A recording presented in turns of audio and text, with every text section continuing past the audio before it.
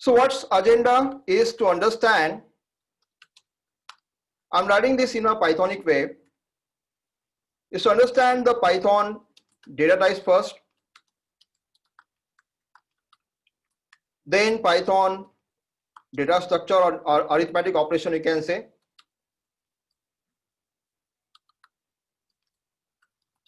Some basic arithmetic operation, then data structure part,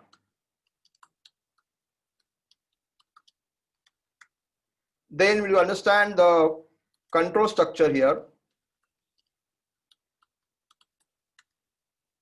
then function. Now in data structure we will see the two categories, that is mutable and immutable data structure. If the time permit, I will also take the model, and then conclusion and summary. So this will be the practical agenda of today's session. We'll go step by step here.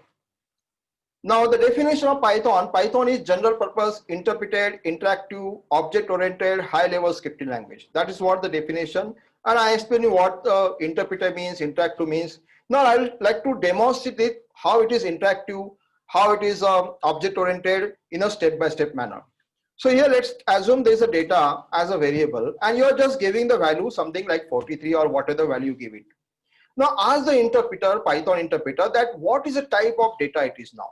So you just ask it saying that type, this is a type is a function, and you just need to say, okay, type of this data now. Do you know how the Python is responding now? Let us see. Python is saying that this data is of integer type. Now this is the way the language is. So it is so interactive. You just type the value and based on that interpreter say that what is the type of data it is itself. How come the Python is responding to you? It is because the interpreter already know that this is the integer type, this is the float type, or this is the the Boolean type. All this is already aware to the interpreter. As a result, we do not require to tell the interpreter that this is the data which is of integer type or the float type or the string type now. Let me show you some more example. So just change the value here and see how does the interpreter respond to you. So interpreter is saying now it is of the float type now, right? You can also type a simple hello word here. It's just a one line code. Welcome to Python.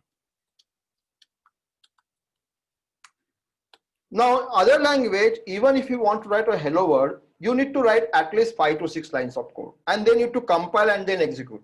But that's not the case in the case of Python. Python, you simply need to just say print and the interpreter respond to you. So here what you see, like the language is interpreted and interactive, and it also understands the data type by default.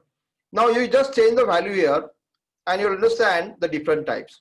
So we are just say like these are the integer type, this is a float type. Let me type something like a string here. Now what the Python interpreter is saying, it is a string now. Now what this str, what this int or the float is, let me know, these all are the classes. They're all built-in classes in the Python.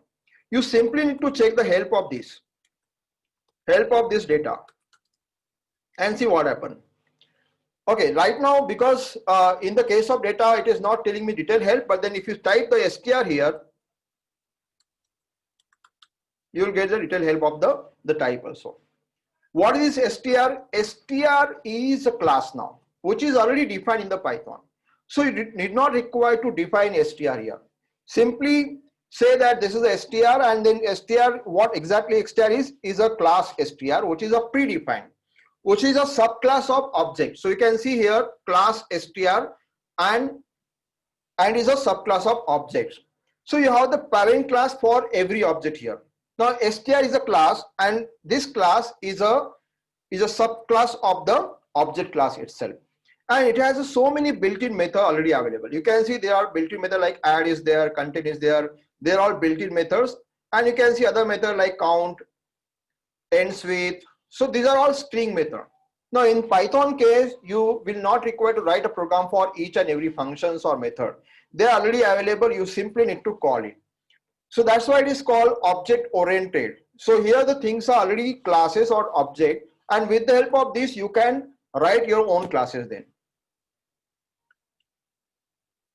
Now, this was just example to tell you like how it is. So let me show the demonstration like how this would work now. Now we have defined data, and if you want to change the data as a uppercase, you simply say upper. And you can see the response as a uppercase now. So string is now what data is? Data is an object of the string type, and you can just call the method upper like that. You can have n number of methods. You just see the dir of data, and you can see all the methods. Dir is a function which allows you to get the list of attribute associated with the object data now. So as we have already defined data, data is of the type string.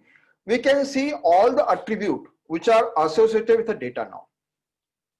Now this way you can see the various attribute, like this string is having the various attribute associated, like index is there, find is there. So these are all attribute associated with the string now. So based on the data type, you will see the attribute. So let us change the value to the complex value. Let's say 5 plus 10j or some other value, let's say 20j. Now look at the attribute associated with the data. It has certain attribute like conjugate and imaginary or real. So what this 5 plus 20j now?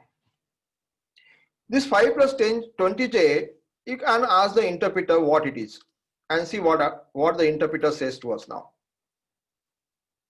I'm just commenting the dir now. See what happened. Now interpreter is saying that it is of the type class now. It is of the type complex type here. So when you say data equal to 5 plus 20j, it is of complex type. Okay.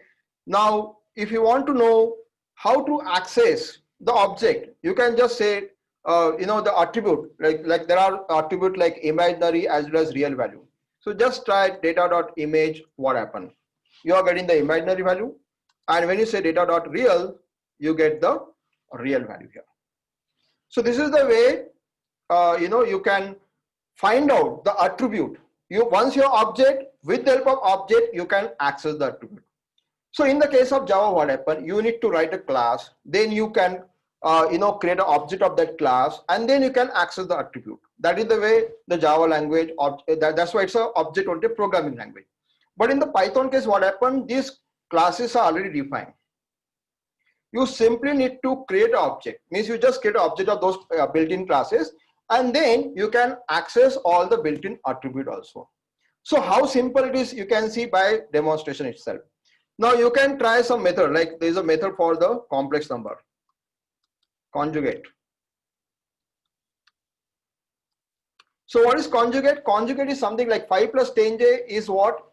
When you say 5 plus 10j is a positive, it's a complex number, and the inverse of that is a 5 minus 20j, right? So that's the conjugate here.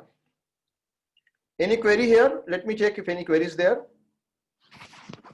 Okay, I have shared the hands-on. Is it not visible right now? Let me check it.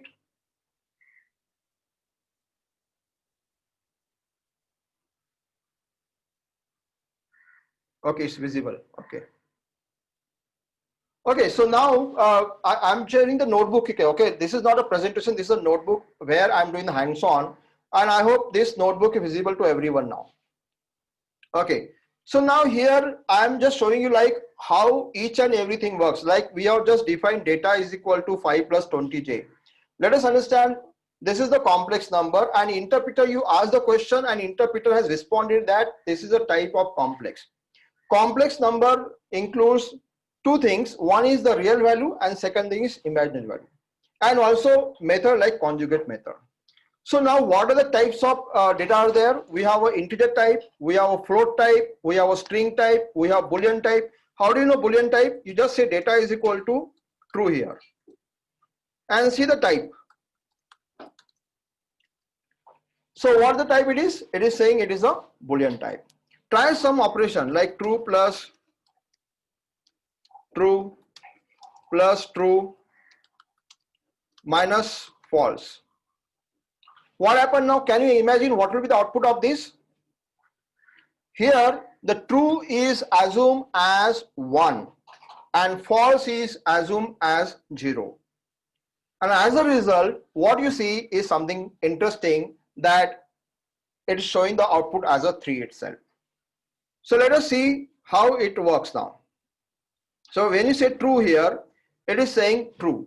But when you just try to do some manipulation, like true plus 2, it becomes now 1 plus 1. So here every physical line you type on the interpreter is considered logic. There is a logical line, and the logical line is this understanding of interpreter itself. And that's why true has become 1 and false has become 0. Now let me show something interesting part in the arithmetic operation. Now these are whatever I have shown is just basic data type, but now I'm going to show something which is not there in the C and C++. Here if you try something 2 to the power 10,000, do you know what is the output of this? Let us see the type of output here and how it comes now. Now it is showing me the big result, and this is all possible in the Python. Why? Because in the case of Python, integers are unbounded. There is no limit. In the case of C++, what happened? You have some limit, like you need to say like there is a 32-bit or 64-bit, but that's not the case in the case of Python. Here, that's why we call integers are unbounded. Integers are unbounded.